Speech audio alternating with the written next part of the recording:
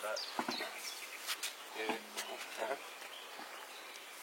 Šiek tiek į dešinę pusę, šiek tiek į dešinę. Dar šiek tiek dešinę, turi kažkokį čia jau skylės daug mažą. Su pirštais paimk šitą pajos tos varštus. Tau maždaug tiesiai, šiek tiek viršų. Napoleonas? Tiesiai kelti viršų. Aš tau sakysim, žiūrėk, dešiniau biškį. Žiūrėk. Tai vakar irgi. Į ten, su rankom vasiko į ten. Ten ir galvoju, ten, ne tas žodis, kad tai kairė ir dešinė. Tu ten į ten sakai?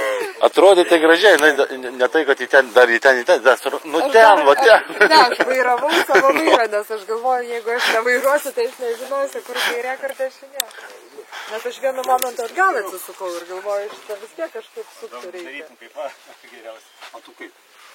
Aš dviem rankom ant kelius klaupiu dviem rankom. O, supratau.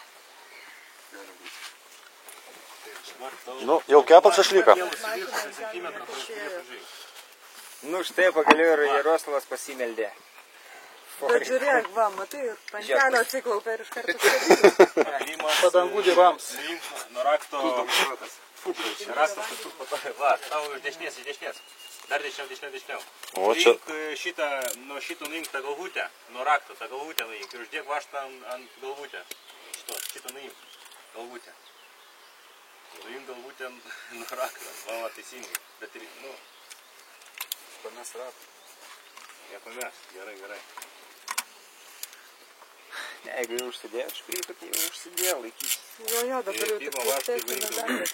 Jeigu užsidėjo. Nes įdomiausia vieta tai ir buvo pakiždom kratą ir uždėti šitą fotoratą. Tai varyk iš karto daugiau jį. Tada tu pritrauks ratą, bus pagaliau tik uždėti. Ir apačia, va. Apačia rato šiek tiek. Va. Taip, dabar jau ramiai. Jeigu iš karto tą galvutę, bus patogiau žymiai.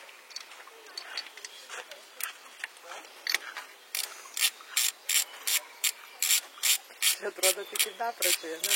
Sustojus gauja vienas ratas keičia, visi su fotikais. Vyksta rato keitimo kursas.